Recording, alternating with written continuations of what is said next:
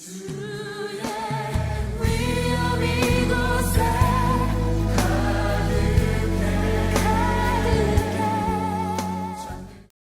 할렐루야. 오늘 부활 불변의 소망이라는 제목으로 함께 말씀을 나누고자 합니다.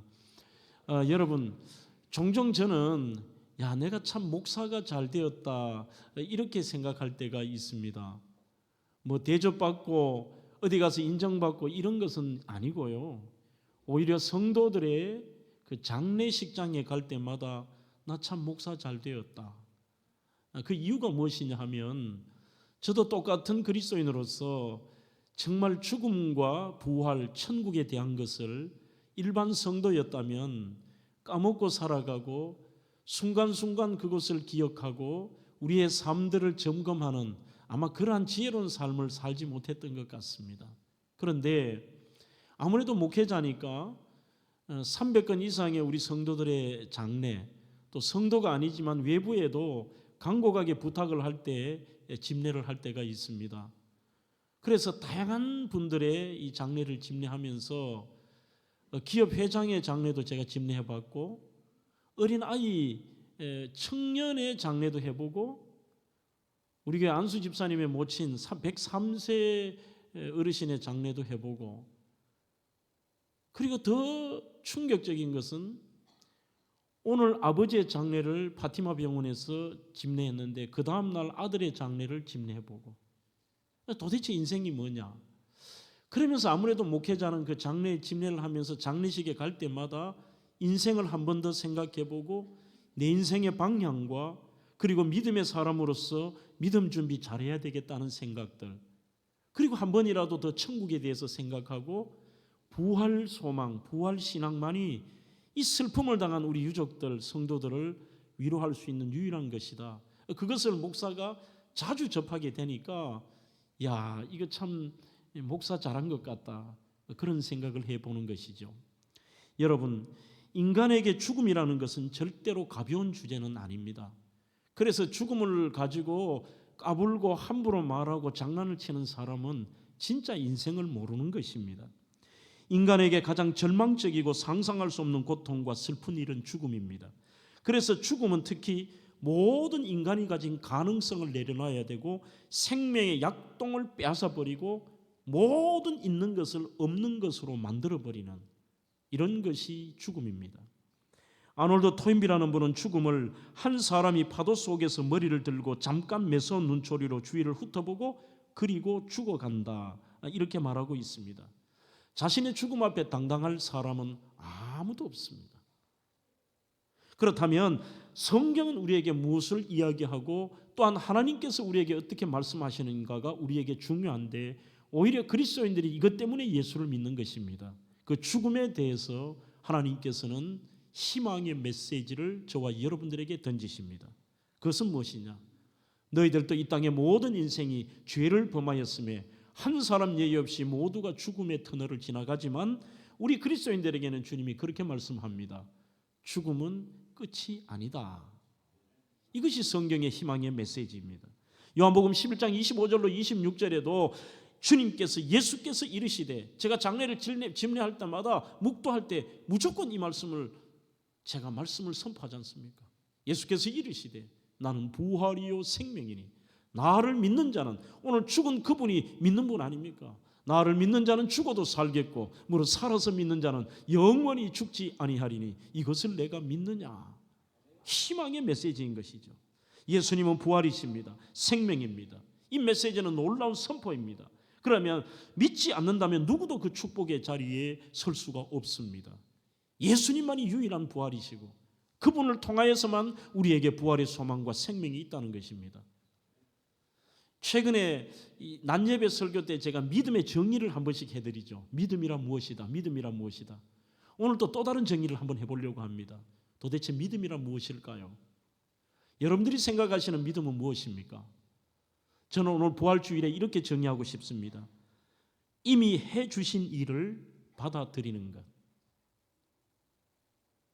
아직 그것이 이루어지지 않는데 우리가 희망을 가지는 게 아니라 예수님께서 십자가에 달려 돌아가신 것은 이미 2000년 전에 하신 것입니다. 그것이 바로 저와 여러분들을 위해서 나를 위해서. 그가 찔림은 우리의 허물을 인함이요 그가 상함은 우리의 죄악을 인함이라. 그가 징계를 받음으로 우리가 평화를 누리고 그가 채찍에 맞음으로 우리가 나음을 얻었도다. 그가 찔림, 그분의 죽으심은 우리의 죄악 때문인 게 이미 해주셨습니다. 그리고 사흘 만에 부활하신, 이미 주님은 부활하셨고 그 잠자는 자들의 첫 열매가 되신 주님이 부활하심으로 우리가 부활한다는 것, 그것이 저희들에게는 놀라운 기쁨이고 소망이고 희망의 메시지인 것입니다. 그래서 전 세계가 이 부활주의를 기뻐하고 정말 모든 성도들이 그 기쁨을 나누는 것이죠. 저는 참 안타까운 것이 오늘 새벽에도 잠깐 이야기를 했습니다만 이게 하나의 사탄의 전략은 아닌가. 세월이 거듭할수록 모이기를 패하고 사랑이 식어지는 것도 그런데 우리의 심령에 이 참된 소망, 불변의 소망인 이 부활과 그 주님의 이 땅의 성육신과 부활하면은 그 기쁨으로 해내서 우리의 신앙의 선배들과 아버지 어머니 세대는 가진 것이 없고 삶이 고통스러워도요. 한번 지금 여러분들 성탄의 모습을 한번 떠올려 보시죠. 한 달 내내 축제장 아닙니까? 11월 말부터 12월이 딱 되고 나면은 크리스마스 추리를 만들고 온 동네 방네에서, 그것도 사탄의 전략이에요. 누가 그런 말을 지어내었는지 최근에 알아보니까 아니래요. 크리스마스 캐롤 키면은 저작권에 걸린다 그래서 키지 마라 그러고. 온 동네 방네 술집에서도 나오고 가게에서도 나오고 백화점에서도 나오고 교회는 말할 것도 없고 카페는 말할 것도 없지만 오늘 어디 가서도요. 특별한 시내 그 상술로서 트는 것 말고는 캐롤을 들을 수가 없는 거죠. 완전히 냉랭해요. 그 성탄의 기쁨이 사라져 버렸고 밤을 새워가면서 우리 청년들이 올라이트를 하고 새벽송을 돌고 그 기쁨들. 부활주일도 그렇지 않습니까? 저는 어릴 때 가만히 생각해 보니까 이 촌에서 부활주일 연합예배 우리는 지금 보니까 3시에 이렇게 축구장 저 월드컵 경기장에서 합니다만 주로 마을에 어떤 큰 데 가면은 마을 공터나 시장이나 길 사거리에 이걸 막아놓고 새벽에 새벽 연합예배를 드려요. 그러면 어머니가 꼭 깨웁니다. 빨리 가야 된다고 깨우면 어린아이가 아무 생각을 못하고 막 힘들죠. 잠이 와서 끌려가서 앉으면은 이게 지금 천국인지 이게 이 땅인지 저 땅인지 모르겠더라고요. 잠자는 거 이래 보면 전신에 막 하얗게 할머니들 어머니들이 전부 소복 같은 하얀 옷을 입고 그들의 표정을 이래 보면 얼마나 감격이고 밝은지요. 사셨네 막 찬양을 막 하는데 뭐가 살았단 말이고 모르지만 뭔가 이 기쁜 날이구나. 엄청나게 이 수많은 사람들이 동일하게 기쁜 주제라는 것을 조금이나마 느끼는데 우리가 구라파를 또 미국을 향해서 신앙이 다 죽어버렸다 하지만 하나는 배울 것 같습니다. 이들은 그 성탄의 기쁨들 온 동네 방네가 크리스마스 파티를 하고 장식을 하고 특히 부활주일이 되면 이스터 브레이크라고 해서 학교들도 한 주일, 어느 긴 학교는 2주일씩 쉬기도 하고 그러면서 주일이 되면은 이 플라스틱으로 된 달걀들을 교회 곳곳에 숨겨놓고 아이들은 찾으러 다니면서 와우, 주일학교에서는 그 부활의 의미를 설명하고 아이들이 이 부활은 기쁜 것이구나, 이게 나의 사건이라는 게 오지만 오늘날 우리의 심령에 이 희망의 메시지인 절망의 죽음에서 정복하고 이겨냈다라고 하는 그 부활의 메시지와 부활의 기쁨들이 이 시대는 사라져 있지 않느냐, 그런 안타까움도 솔직히 생각을 합니다. 사랑하는 성도 여러분, 성경에 우리를 향하여서 이 부활을 뭐라고 설명하느냐 하면 산소망이라는 말을 하고 있습니다. 베드로전서 1장 3절로 4절에도 하나님의 많으신 긍휼대로 예수 그리스도를 죽은 자 가운데서 부활하게 하심으로 말미암아 우리를 거듭나게 하사 산 소망이 있게 하시며, 세상의 소망은 완벽한 소망과 영원한 소망은 없습니다, 여러분. 그러면 이 땅의 것들은 어떤 것이냐? 썩고 더럽고 쇠하고 사라지고 허무한 것들. 그러나 베드로전서 1장 3절에서 4절로 썩지 않고 더럽지 않고 쇠하지 아니하는 유업을 잊게 하시나니 곧 너희를 위하여 하늘에 간직하신 것이라 그렇게 말씀합니다. 인류의 최대의 소망은 무엇입니까? 바로 죽음에서 다시 살아난다는 것. 무엇보다도 예수 그리스도가 부활해서 오늘 우리가 이 기쁨 속에 충만한 것은 내가 부활한다는 이 가장 큰 기쁨의 굿뉴스인 것입니다. 그래서 우리는 설레가면서 오늘 이 자리에 오셔서 여러분들이 부활 찬양을 하고 부활 찬양을 듣고 우리 부활의 메시지를 듣고 여러분들이 부활의 외침을 하는 것입니다. 사셨네 사셨네. 원수를 다 이기고 무덤에서 사셨네. 그분이 이미 해놓으신 일이 오늘 나와 관련이 되어 있기 때문입니다. 고린도전서 15장에 만일 그리스도께서 살지 못하셨으면 표현이래. 이 만일 예수님이 살지 못했다는 표현이 5번이나 나옵니다. 13절, 14절, 15절, 16절, 17절. 그 반복한 이유가 뭡니까? 역설이죠. 살아나셨다는 것입니다. 만약에 주님이 살아나지 않았다면 성경은 오늘 고린도전서 전체를 읽으면 좋겠습니다만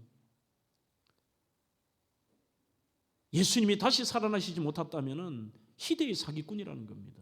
그리고 예수 믿는 사람이 제일 불쌍한 사람이라는 겁니다. 그 말은 예수님이 살아나셨다는 것은 진실이고 이것이 바로 예수님의 부활, 나의 부활이 우리에게는 유일한 불변의 소망입니다.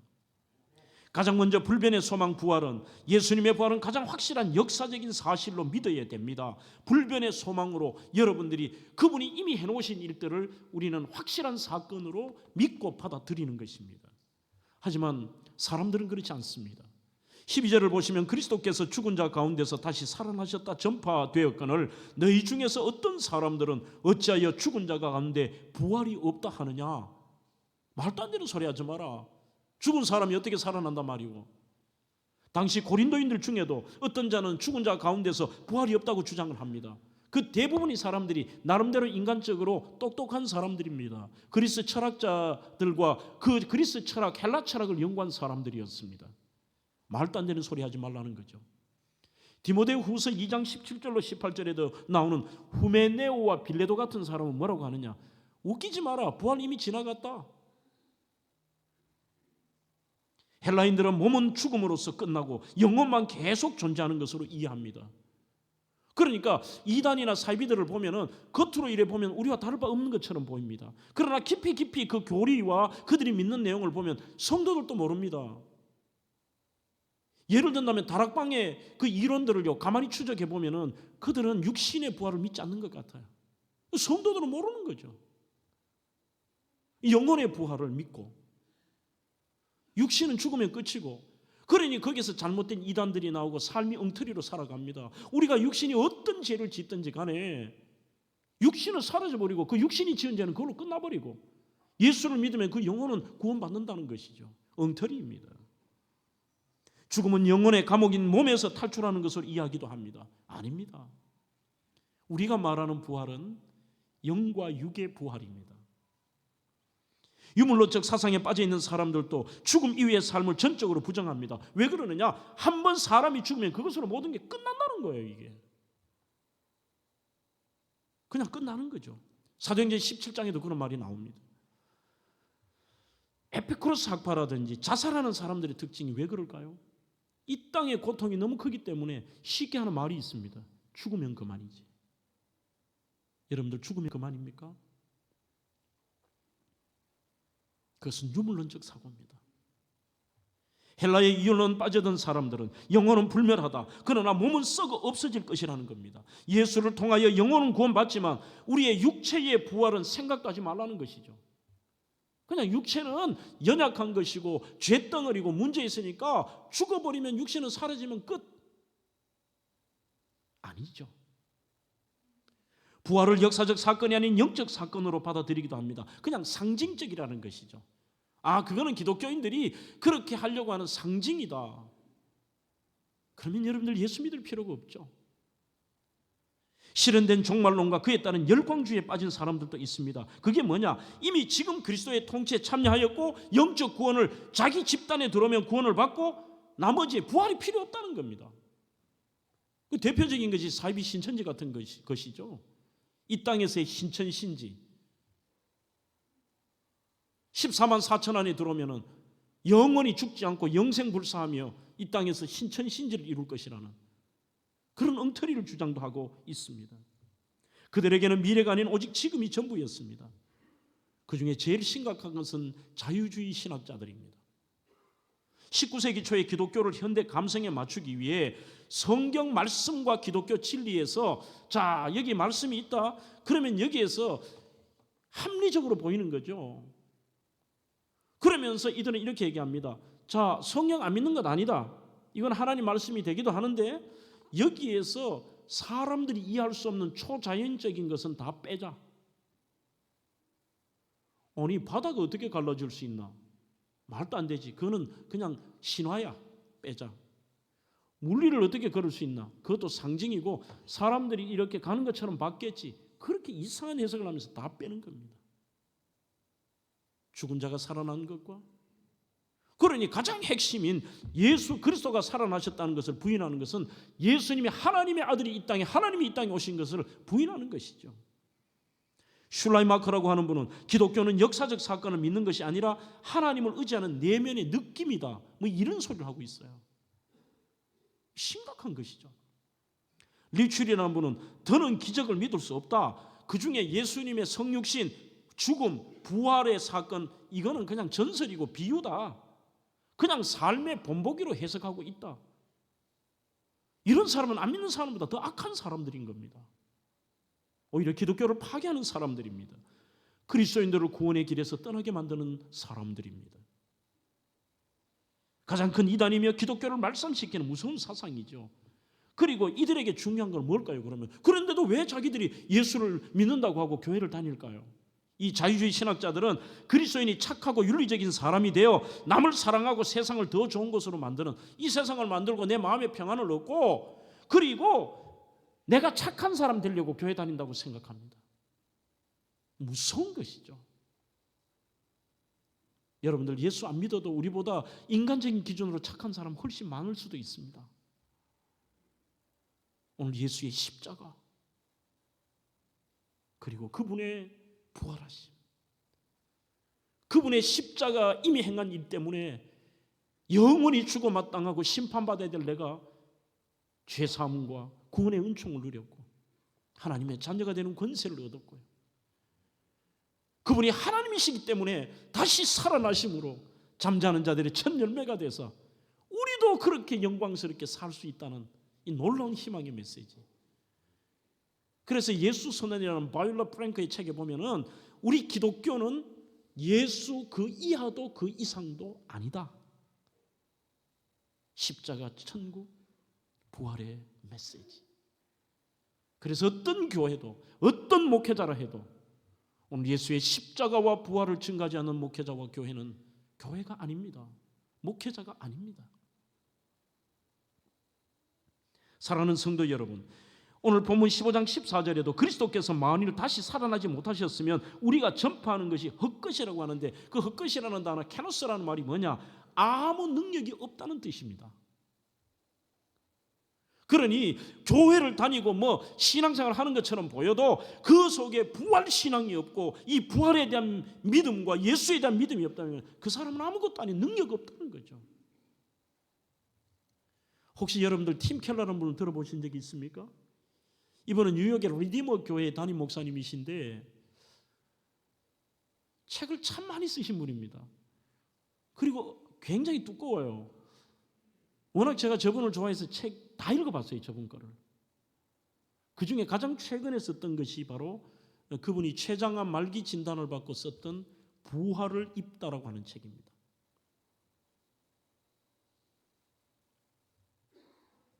이분은 2002년에 갑상선암을 앓았고 완치가 되었는데 2020년 췌장암 말기 진단을 받습니다. 그리고 코로나 팬데믹 때에 투병 생활을 하면서 자기가 어디 나와서 이제 설교하는 것을 제가 한번 들어보았습니다. 옛날의 설교와 좀 달라요. 자주 하는 말이 이겁니다. 내가 지금까지 꿈꿔왔던 것들이 아무것도 아니더라는 것이죠. 자기는 대단한 줄 알았는데 본인이 최장암이 오기 전에 도시 선교를 목표로 해서 전 세계 100개 이상의 이 리디머 교회가 있고, 그리고 430개의 도시의 교회를 개척하고 앞으로 1000개 이상을 하는 게 이분의 비전이었습니다. 나쁜 거 아니잖아요. 그런데 죽음을 자기가 코앞에 딱 두고 나니까 부활신앙 이외에는 아무것도 아니더라. 이런 때일수록 우리가 바라봐야 할 것은 무엇보다 예수의 부활입니다. 그렇게 강조를 합니다. 조금 전에 보여드린 책에서 그는 이렇게 말합니다. 부활은 하나님의 능력이 역사 바깥에서 이 세상 속으로 나에게 들어왔습니다. 예수님이 우리 죄를 위해 우리 대신 죽으셨으므로 우리는 믿음으로 말미암아 그분의 사랑을 알고 영생을 보증받을 수 있습니다. 이 모든 것이 나의 잘난 것이 아니라 전적인 은혜고 선물이라는 것이 중요합니다.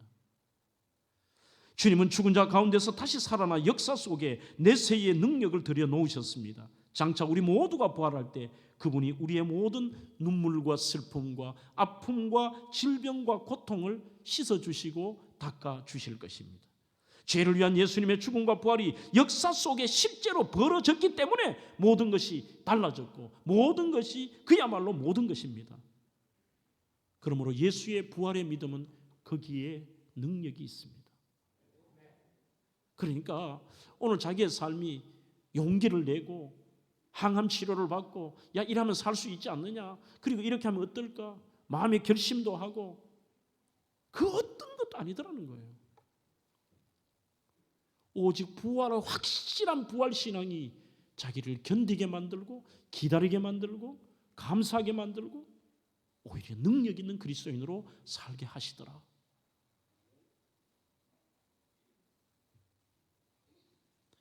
지난주에도 소개한 또 한 분을 소개한다면 리스도로벨의 불변의 소망, 오늘 여기에서 제가 설교의 제목을 따왔습니다. 이분은 부활을 뭐라고 표현하느냐, 우리의 인생의 모든 것을 걸어도 좋을 만한 소망이다. 세상의 모든 것들을 다 걸어야 그거보다 더 큰 소망. 예나 지금이나 예수님을 따를지 결정하기 위한 가장 중요한 판단 기준은 바로 이 부활 사건이라는 것이죠. 이분은 지난주에 잠깐 소개했습니다. 예일대학교 로스쿨을 나온 변호사입니다. 시카고 트리뷴의 30대 그 젊은 나이에 편집장을 하는 대단한 사람입니다. 아내가 어떤 계기를 통해 주님의 기적을 체험하고 예수 그리스도를 믿습니다. 그는 완전히 아내가 미쳤다고 생각하고 저 아내를 빠지게 만드는 저희 가짜 예수, 지어낸 예수를 허상을 밝히자. 뭐 십자가에 죽었다고? 그리고 사람이 다시 살아났다고? 그 황된 걸 믿는단 말이냐? 그래서 기독교를 파멸하기 위해서 그 똑똑한 머리로 2년간을 연구를 합니다. 벽에 포스트잇을 붙여가면서 모든 성경의 자료들을 하나하나 검증해 나가고, 그리고 역사적인 것과 맞춰도 보고 그 논리적인가를 검증하면서 시작합니다. 이렇게 했던 것들이 결국은 그는 말씀 앞에 굴복하고 믿음의 사람이 되죠. 부활이 정말로 일어났다면 예수님이 자신에 대해서 하신 말씀, 즉 나는 길이요 진리고 생명이고 나는 부활이다, 나는 생명이다라는 것과 같은 우리에게 해주신 약속이 모든 게 진짜라는 겁니다. 그분의 부활이 진짜면 성경의 모든 것이 진짜다. 반대로 실제로 부활이 없었다면 예수님은 거짓 희망을 퍼뜨리는 사기꾼일 것이다라고 얘기합니다. 그러면서 그는 부활은 기독교의 가장 중요한 핵심 축이다. 고린도전서 15장 20절 오늘 본문에서 이렇게 얘기합니다. 제일 중요한 단어가 저는 접속사라고 생각합니다. 그러나 온갖 어떤 것들이 있을지라도, 그러한 믿지 않는 자들이 있을지라도, 그러나 이제 그리스도께서 죽은 자 가운데서 다시 살아나사 잠자는 자들의 첫 열매가 되셨도다. 역사적인 사실. 예수 그리스도의 부활은 우리의 모든 소망을 걸 만큼 이것은 강력하고도 놀라운 사건입니다.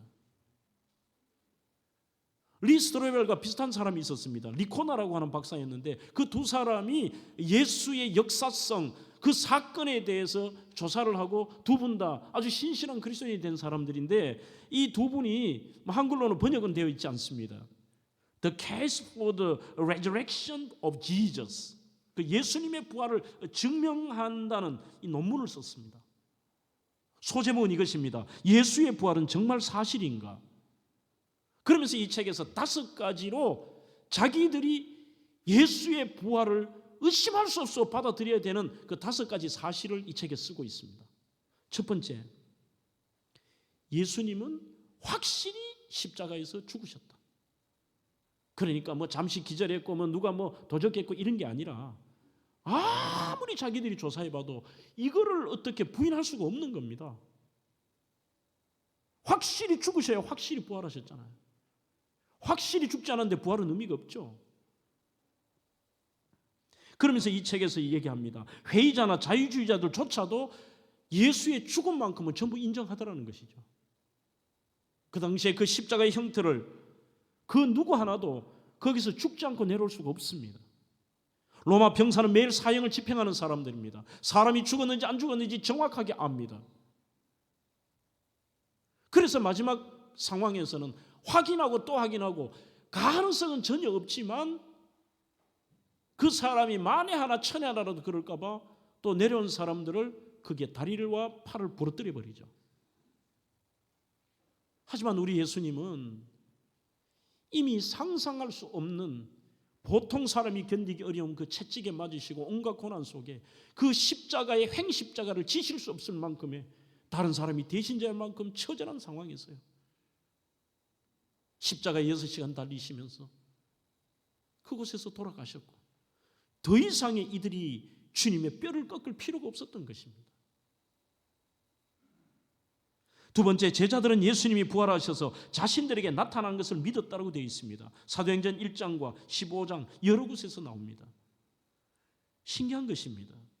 오늘 이 제자들은 예수님을 3년이나 따라다녔지만 주님이 끊임없이 내가 너희들의 죄를 위해 십자가에 달려 돌아가시고 그리고 부활하실 것을 말씀하셨습니다. 그러나 자기 눈에 보이는 그 예수가 이 땅에 오신 하나님으로 믿겨지지 않습니다. 그리고 부활은 아예 마음의 믿음으로 오지도 않습니다. 그래서 예수님 부활에도 부활하기 전에는 예수님을 저주합니다. 부인합니다. 많은 제자들이 3년간이나 따라다녔어도 예수님을 도망가 버립니다. 그리고 심지어 예수님 부활하셔도 도마와 같은 제자는 의심하는 정도가 아닙니다. 확신하고 있습니다. 내가 그 옆구리에 손을 넣어보고 못자국이 난 그곳에 내가 손가락을 넣어보지 않는 난 못 믿겠다는 것입니다. 부활하신 예수님께서 말씀하십니다. 도마야, 너는 본고로 믿느냐? 보지 않고 믿는 자가 복되도다. 그러나 여러분, 이게 중요한 게 아니라 이 리스토르벨과 리코나 박사가 주목한 것은 이렇게도 제자들이 한 사람 예외 없이 의심하고 부인하고 떠났던 제자들이 어떻게 조사를 해보니까 다 사실인 거예요. 한 사람 예외 없이 그 예수를 위해 목숨을 걸 수 있느냐는 것이죠. 여러분들, 거짓을 위하여, 이득을 위하여 거짓말을 퍼뜨릴 수 있지만 거짓말을 위하여 자기 목숨을 내어놓지는 않습니다. 세 번째는 박해자 사울이 사도 바울로 변했던 사건입니다. 극렬하게 예수 믿는 것 저건 엉터리니까 죽여야 된다라고 하고 하나님을 신성모독했다고 하는 그 사람이 어떻게 오히려 그 예수를 증거하는 이방인의 사도가 되고 나중에는 예수 때문에 목숨을 내어놓을 수 있느냐. 네 번째는 회의적인 예수님의 형제가 회심의 예수님을 따르고 목숨을 걸었고 죽었다는 사실입니다. 성경 마가복음과 요한복음에 보시면은 처음에는 예수님의 그 인간적인 요셉과 마리아 아래 태어났던 동생들이 예수님을 거부합니다. 저 형 우리하고 같이 자랐고 하는데 저 형이 자기가 하나님의 아들이라고, 이 땅에 오신 하나님이라고 웃기는 것이죠. 자기들 입장에서는. 아마 우리 예수님은 참으로 신실하고 거룩하고 정직하게 살아셨을 겁니다.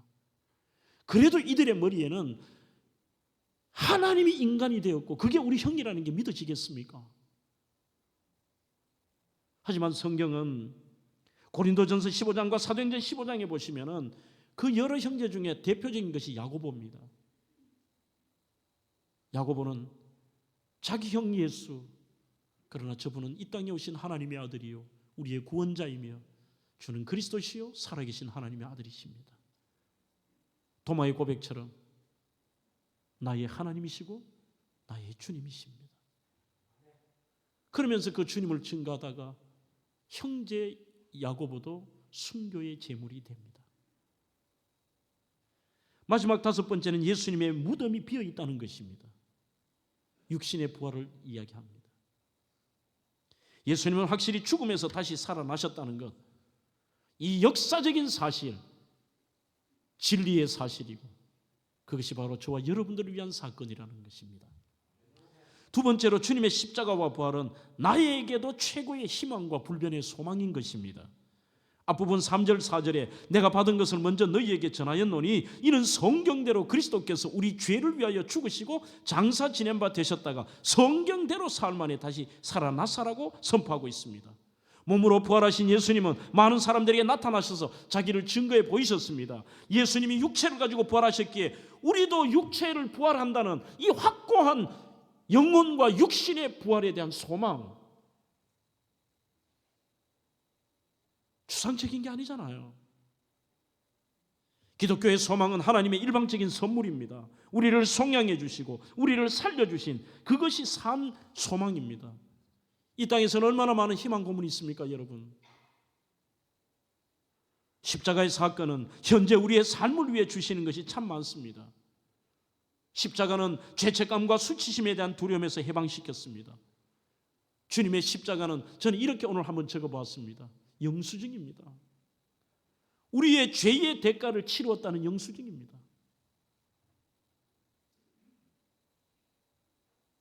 우리는 자격 없잖아요. 나 같은 죄인이 용서함 받아서 주 앞에 옳다함 얻음은, 그 다음이 중요합니다. 확실히 믿기는 어린 양 예수의 그 피로 속죄함 얻었네. 속죄함. 그 주 예수 그 피로 우리가 속죄함 받은 영수증. 로마서 8장 1절에 그리스도 예수 안에 있는 자에게는 결코 정죄함이 없다.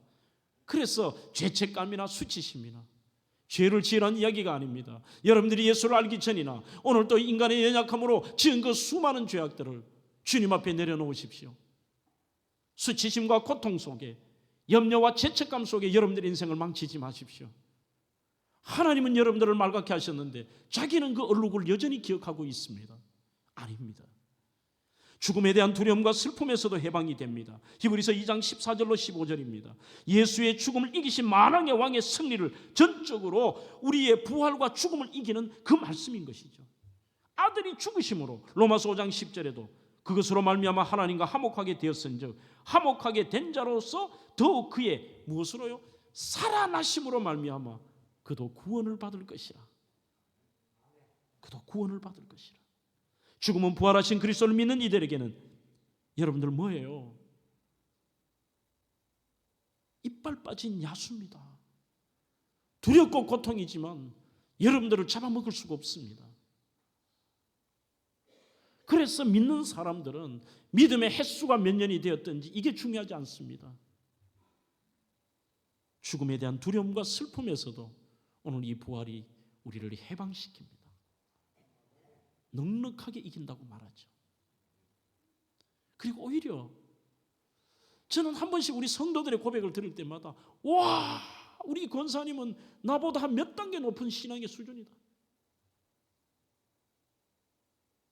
그 죽음을 두려워하는 사람들이 어떻게 그런 말을 할 수 있습니까? 오히려 완벽한 천국과 부활 소망이 있기 때문에 가능한 고백이에요. 목사님 빨리 천국 가고 싶어요. 그 말은 다른 말로 하면 목사님 빨리 죽고 싶다는 얘기 아닙니까? 죽음이 겁이 나지 않는 겁니다. 확실한 천국의 소망과 확실한 영광스럽고 그 능력의 부활을 믿기 때문에 오히려 이 땅에 어두운 것이 아닙니다. 괴로움과 죄가 있는 곳 나 비록 여기 살아도 늘 이분들에게는 죽음에 대한 두려움이 있는 게 아니라 오히려 빛나고 높은 저곳을 참 가사 잘 지은 것 같아요. 날마다 바라봅니다. 내 주여 내 맘 붙드사 잊어버리지 말고 부활신앙으로 그곳에 있게 하소서. 그곳은 빛과 사랑이 언제나 넘치옵니다. 예수의 죽음과 부활은 세상의 속박과 권세들에게서도 우리를 해방시킵니다. 특별히 예수의 죽음과 부활은 모든 고통과 이별과 슬픔과 의심과 혼란과 비통을 이기는 유일한 불변의 변할 수 없는 소망이 예수님의 죽음과 부활입니다. 그것 말고 어떻게 할 거예요? 사랑하는 가족을 잃어버린 우리 성도 여러분, 사랑하는 남편을 보내고 사랑하는 아내를 보내고 사랑하는 자녀를 보내고 사랑하는 부모님을 보내고 어떤 것이요? 오직 부활의 소망만이.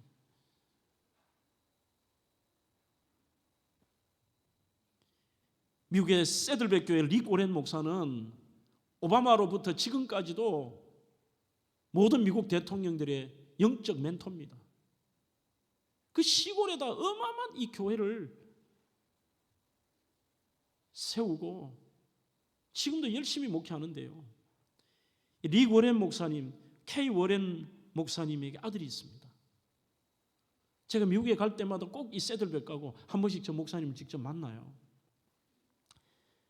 그런데 가슴 아프게도 27살 된 아들 매튜를 잃고 극심한 고통의 시간을 보냅니다. 심지어는 하나님이 하신 일들에 대한 의심까지 목회자가 그 대단한 사람이. 그래서 교회의 사역도 이제 그만해야 되겠다 해서 자기가 교회 사직서를 던지고 사역도 안 했어요. 몇 달간. 그 아들이 오래 기도했지만 오랜 우울증이 얼마나 심한지 정신병과 우울증으로 결국 27살의 나이의 아들이 스스로 목숨을 끊습니다. 목사 아들이요.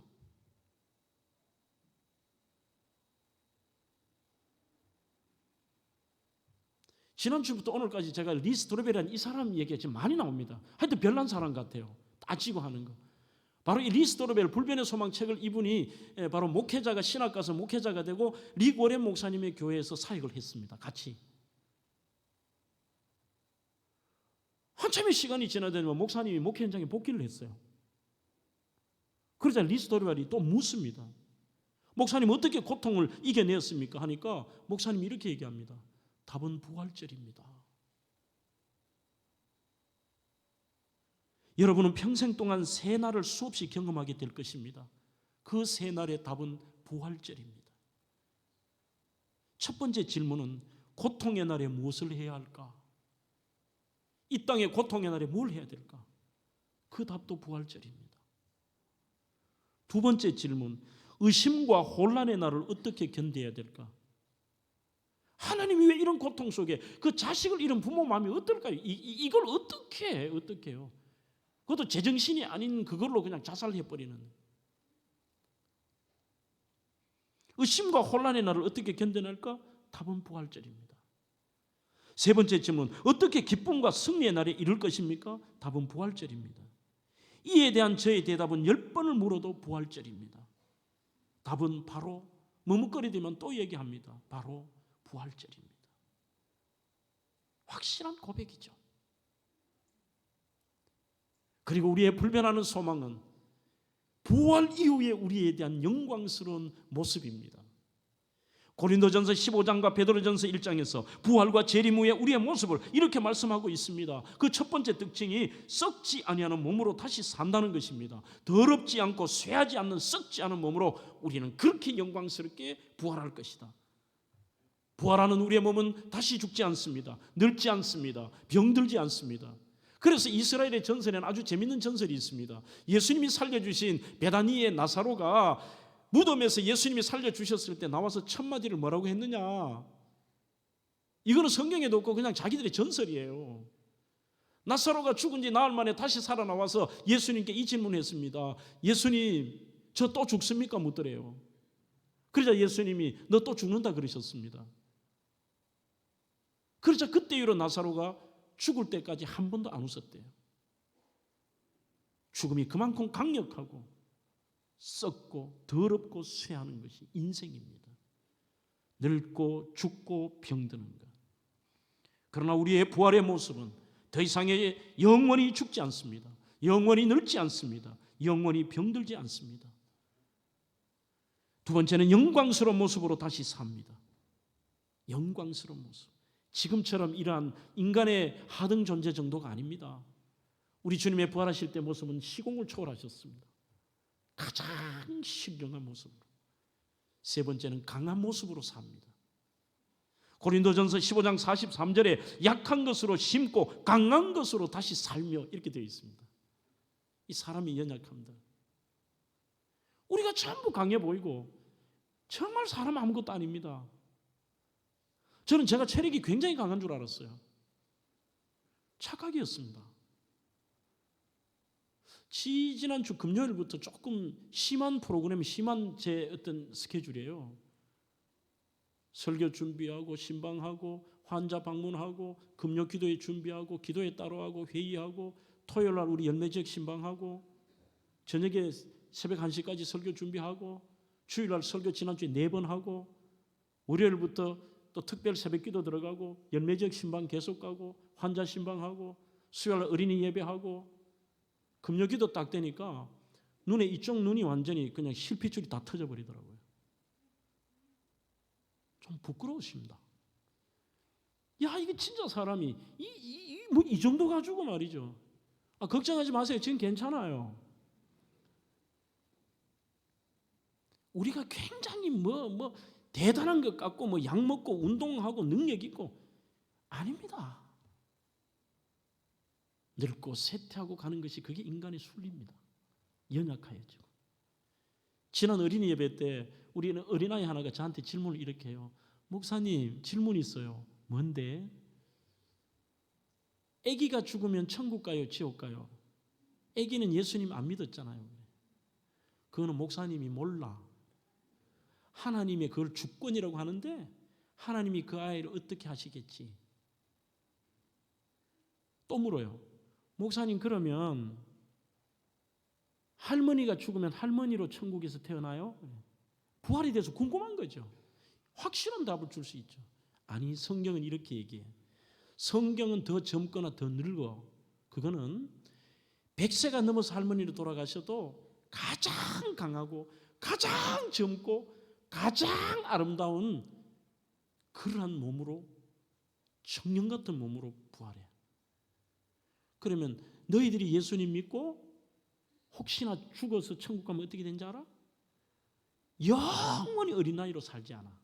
너희들은 더 늙어 있어. 청년이 됐는데 장년으로 건강하고 능력 있고 힘 있게. 천국은 그런 곳이야. 애들이 와.